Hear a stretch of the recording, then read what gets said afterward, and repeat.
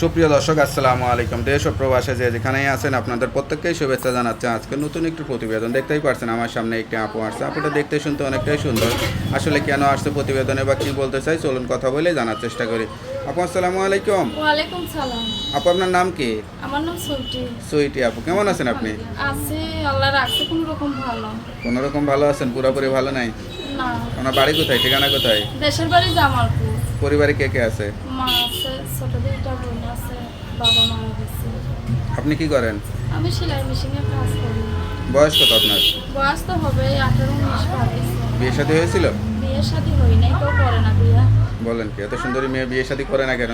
বিয়ে করে না, যৌতুক চায়, অনেক টাকা যৌতুক চায়, একজন ইয়াতে করে। আচ্ছা আচ্ছা, তা প্রতিবেদনের সামনে কি আশা করে আসছেন?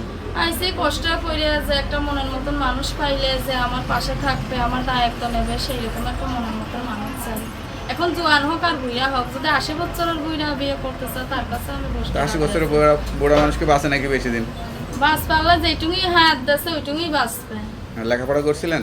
লেখাপড়া করতে পারিনি, ছোটবেলায় বাবা মারা গেছে, কিভাবে আচ্ছা লেখাপড়া করবো? আচ্ছা আচ্ছা, তো এখন কি একটা জীবনসঙ্গী বেশি প্রয়োজন না সহযোগিতা বেশি প্রয়োজন? দুয়াটাই বেশি প্রয়োজন।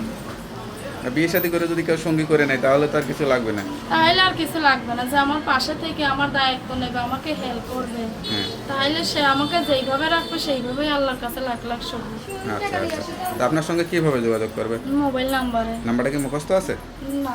তো নাম্বারটা আমার কাছে দেন, আমি দেখে বলে দিই। আচ্ছা। হ্যালো ভিউয়ার, শুনলেন এক অসহায় গরিব পরিবারের একটি মেয়ের জীবন গল্প। সত্যিকার একটা সঙ্গী চাই, সব জেনে বুঝে কেউ যদি যোগাযোগ করে বিয়ে শাদী করতে চান এই নাম্বারে যোগাযোগ করবেন। আপুর নাম্বার হচ্ছে 01626756061। নাম্বারটা খোলা থাকে তো? হ্যাঁ, 24 ঘন্টায় খোলা থাকে। এক নাম্বারটা খোলা রাখবেন, কেউ ফোন দিলে সত্যি কথা বলবেন, আর অবশ্যই বিয়ে শাদী করে সংসারী হয়ে যাবেন। বিয়ে শাদী করার হ্যাঁ, আশায় তো আছি। ভালো থাকেন, দোয়া করি। আসসালামু আলাইকুম। ওয়ালাইকুম আসসালাম।